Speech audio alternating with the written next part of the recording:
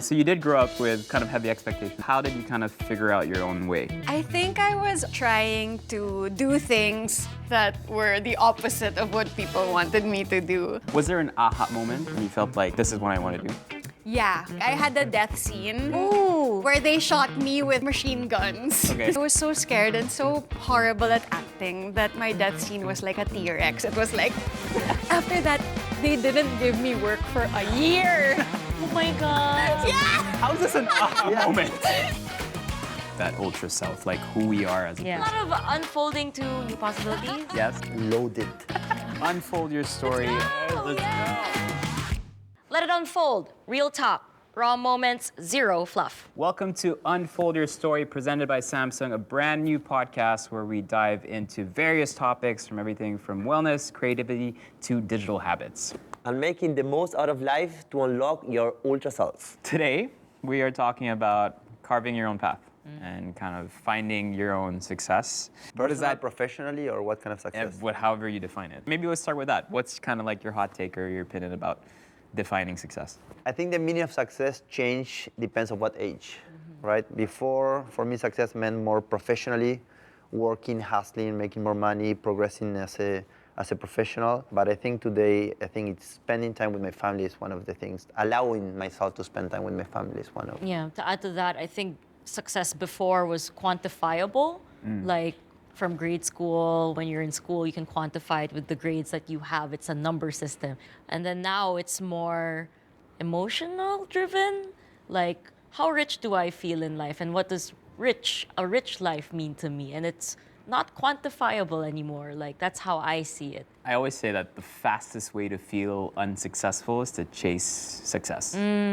Because then that bar is continuously moving and continuously getting higher.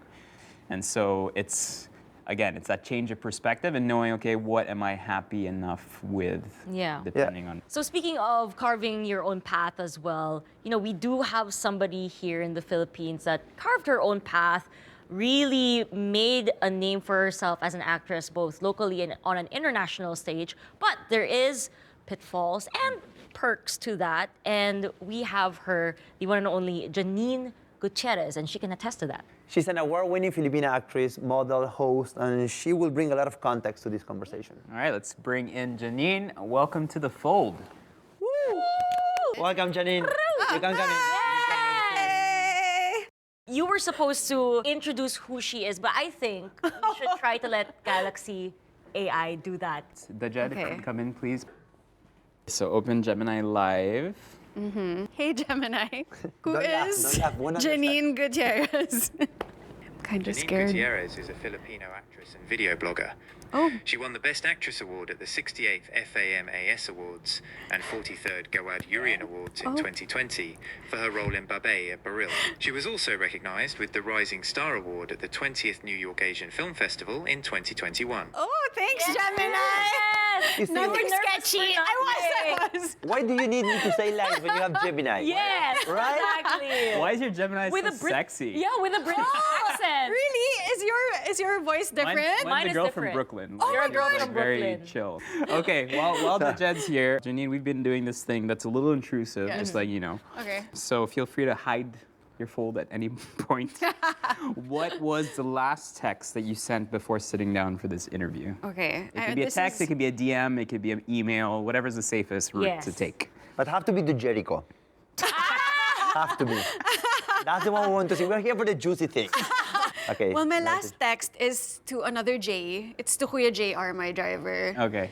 Kuya, 10 minutes, alis tayo. That's it. Okay. We're gonna was find juicy something enough. juicy. What was the last screenshot you took? To Jericho. Of him. Oh, this one is actually with Jericho. Okay, nice. there. Juicy stuff, juicy stuff. It's a photo from a charity gala with Dr. Vicky. But what's the last thing that you used AI for, Galaxy AI for in general? Here. It's actually here in Oh, my there- recent searches. Okay.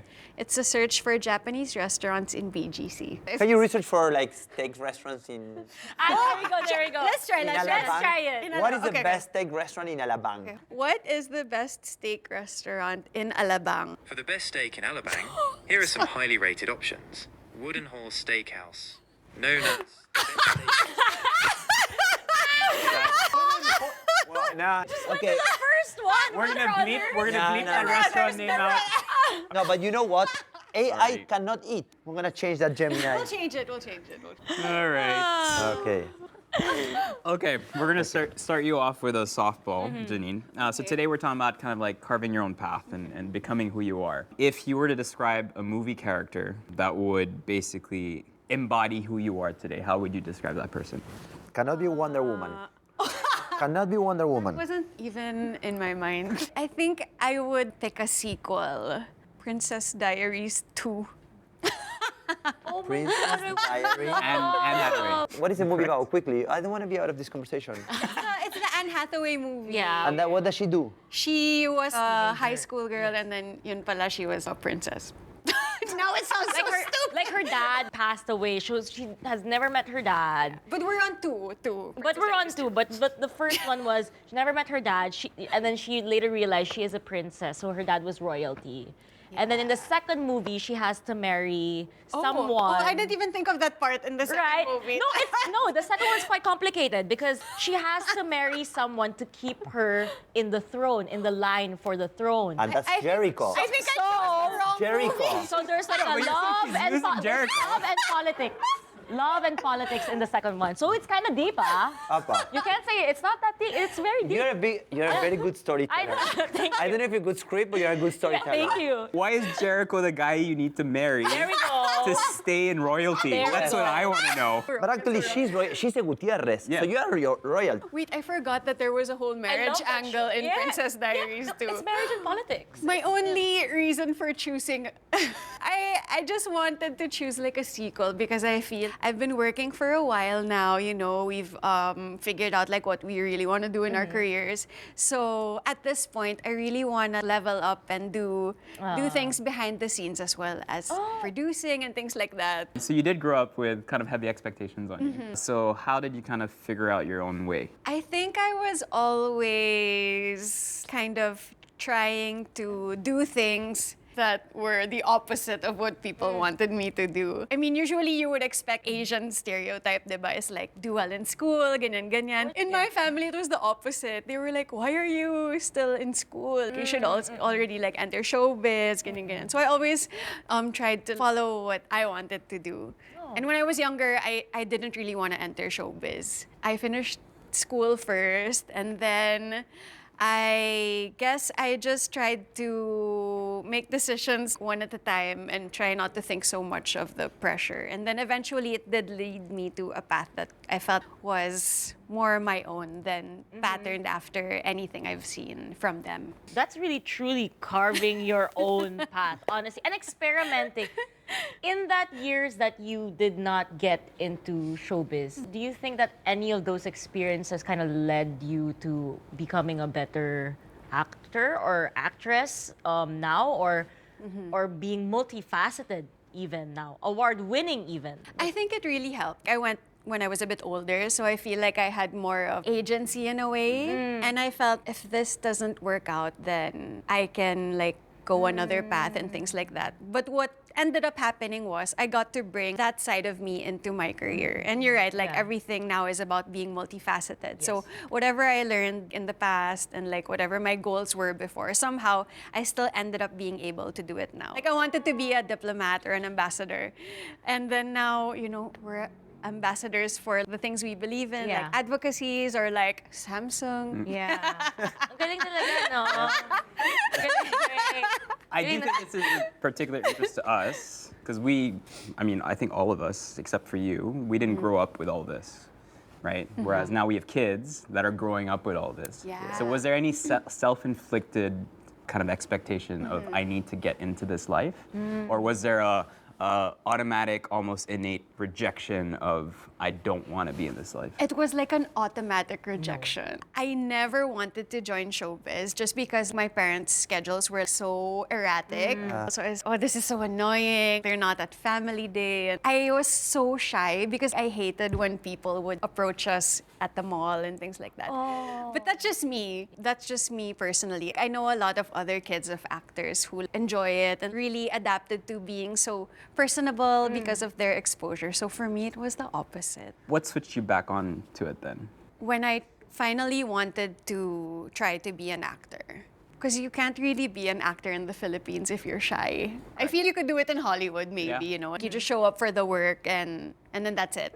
But here, being a showbiz personality or an actor is so personal. Like for Filipinos, diba? They love you so much and they really feel like you guys are friends and your life is like also a part of their life. So in a way, you really have to be open and share things that you wouldn't normally share to people you don't know. But people love you more, of course, when you're transparent and you share like things behind the scenes. So I think when I enjoyed the work, I guess I then was also more open to, you know, not being so into myself. Covered. Like, No, your parents. Yeah, and you think it's better that you didn't get into showbiz or acting at a very young age? What age did you start it?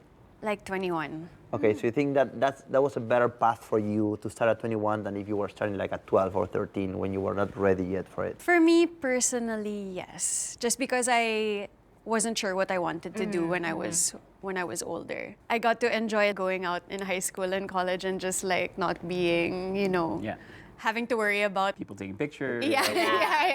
Just like that private life at first. So back then, your personality as an artista almost had to be crushed, right? You kind of just had to be that good little Asian person, kind of saying yes and no and smiling and always being happy. Whereas people in Hollywood, your personality shines. You can be who you want to be. And I feel like now, slowly in Asia, maybe not so much in Korea and places like that, but in the Philippines specifically, There's a little room. your actual personality has room to be public, right? Which is, I think, is a different time, which is good. But could be a double-edged sword also. Like you spoke about, you know, some of the pitfalls or not the pleasant things about what you do. But I'm sure there's privilege also. Yeah, and it's also a privilege that I was able to wait. Because a lot of actors don't have that privilege and they have to start very young because a lot of them are breadwinners and they really have to start like at a young age to help their family. So I was very, very privileged to be able to have had the time to wait and figure it out. Was there an aha moment when you felt like, this is what I want to do? Yeah. My first TV show, I was horrible. Really, really bad. Like, I had a death scene where they shot me with machine guns. Okay. This is like a teleseries. I need that. Pull that up. Right now. Give me a fake gun. No, but wait. You can just put it here. Anyway, I hadn't had experience. And then suddenly, I have like a death scene. And then they put all these, like, they call it squibs. Yeah. They would attach like things under your clothes so that it would pop. But then the director and the actors, they were scaring me. They said it would hurt. They said it would feel like 100 ant bites. So I was like, oh my gosh, I'm so scared. Because you don't control it. Somebody controls it and then it pops for you. Anyway, I was so scared and so horrible at acting that my death scene was like a T-Rex. It was like that. And then after that, they didn't give me work for a year. Oh my God. How is this an aha moment? Coming. Oh, wait. Coming. So my aha moment was when I didn't have work for months, I was having an identity crisis. Na, oh my gosh, like maybe I should go back to what I was thinking of doing before. Maybe do the foreign service exam, try something corporate. But then in my heart, I was like, no, I really want to do this. Yeah. And I really want to be good at it and learn. Okay. So that was my aha moment. Oh, After that's that, nice. I took workshop. I really did everything to better. Because of that, there is any Yes. role that you will not accept to do no matter what? Jurassic Park. Like Terminator. No, I'm happy to do any role, like if it's a good story. Any role that you missed out on na parang shocks, I should have gotten that. I've had a lot of rejections, like auditioning for something, and then I'm in the like last short list, and then they go with someone else in the Name end. drop. I don't Yeah, know. I'll tell you guys. And then, of course, it's like heartbreaking. You've been doing this for a while. Sometimes some people think na you can get used to it. You know how to accept in the, my gosh. the good compliments and accept like the good criticism. But Any rejection is hard. But what I've learned over the years is that anything that I don't get, it gets replaced with something better. I've had these like serendipitous moments where I got rejected for a huge role and then the character's name was, let's say, Jazz. And then I got rejected. And then I got rejected even if I really, really wanted it, and it really broke my heart. Yeah. But then 2 years later, I got another script, and then it's the same character name, and it's an even better project. Oh, I love So that's how I deal with the that. rejections now. Every kind of project you take on, right, is kind of like a new lease on a character. It's a new process that you have to go Yeah. through. Not necessarily in the roles, but in the life of an actor. What does innovation kind of look like? Ooh, that's a good one. Yeah. Speaking of like technology and things like that, it's so helpful to have, this sounds cheesy, but just someone to talk to. Wait, because I with know you have Gemini- to throw lines sometimes. You could practice that maybe. I don't know. Yeah, and having research read out for you while you're cooking or things like that. For the longest time, we kept hoping, isn't there an app for like someone to read your scripts? Just like read it in the background while you're fixing your house or like mopping or whatever. And now with that kind of technology, like it's so helpful. Have you actually ever uploaded a full movie script onto an AI chatbot? No, I haven't. Try it. Okay. Because because in terms we do it a lot for different things. Like I did it with financial projections. We've done it with yes. menu pricing and stuff like that. With a Yeah. script, I've done that already. Oh my Yes. gosh. It's amazing. And you can even prompt the chat to like be this type of person, be this type of actor. So if you like an acting coach or an acting method, you could actually put it in the prompt that I am comfortable with this acting method. This is a script. How can Oh you my help gosh, me that's great. unravel this character? Do you think you depended all on your efforts, or do you think is there someone out there that really helped you to where you are today? Meron bang tao? Oh, well, definitely my family because I got a foot in the door because of them, and I've seen how professionalism is really what will keep you in the game, and treating people well and really just like giving your best. So it's good to have people who will tell you the truth and really push you forward. And I talk about the unglamorous side, of course, but at the same time, you're happy to be there, right? 100%. You feel so lucky, and you're like, oh, thank you, Lord, I'm here. But you're like shivering in the rain, but you're happy to be there. So Yeah. when your passion is aligned with your career, I think Yeah. that's the best thing. You're coming into how many years now in the industry? I think I'm at 13 or something. And so are you at that point already where you're kind of looking for any particular challenging roles or stories? Personally, as you can see by my Princess Diaries answer, I do love a good coming of age story. Like my favorite movie is Almost Famous. I don't know if you've seen it. And I just love that kind of how you can intertwine pop culture with like a coming of age story. Yeah. Because we all grow up with pop culture, like what we Yeah. watch on TV, what we read in the magazines, like the famous celebrities when we're like 13, 14, 15. It impacts who we are and our identity so much. So I love coming of age stories. And then if you combine that with, Filipino pop culture, I think that would be like really cool. You mentioned that you also are interested in behind the scenes Yeah. work. If you were not to do, or if you were to make that coming of age, what role are you in that production? I really want to be a producer. Okay. Yeah, so I also started working on a documentary about my grandmother. Oh, cool. And that's kind of gonna be like my, Debut. Yeah, as a producer, because I also really love like documentaries and like true stories of people. There are really good ones of like Jane Fonda, these personalities who we really don't know much about their like backstory. So we have an acting challenge for you. Oh God. Using Galaxy AI and Okay. Gemini Live in particular. Oh my gosh. So I don't know if you've Okay. tried this before. We're going to ask you to give Gemini a prompt. Do you have the prompt or do you want me to give it to I you? think I have it. Hey Gemini, you're my director. Make me a dramatic scene in less than 30 seconds to act out. Make yourself a part also. Hey there, welcome to my grocery store. Can I help you find anything? It's you. I haven't seen you in so long. How are you? And where are the noodles? I'm doing good, just grabbing some essentials, and the noodles are right over here. You looking for something specific? I'm looking for you. Well, here I am. What can I do for you? Well, I've been thinking of the noodles, but I've also been thinking of you. Have you been thinking of me? Well, yeah, I have been thinking about you. A lot, actually. It's good to see you. So, about those noodles, I would like to have noodles with you. If you might still have some space for me in your heart. I'd like that too. And, yeah, there's always space for you.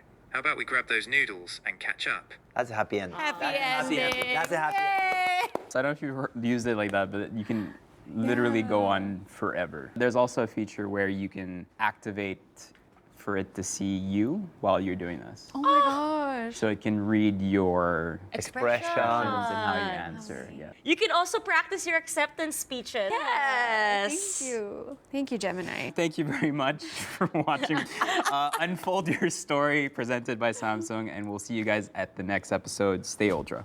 Hi, guys. Bye-bye.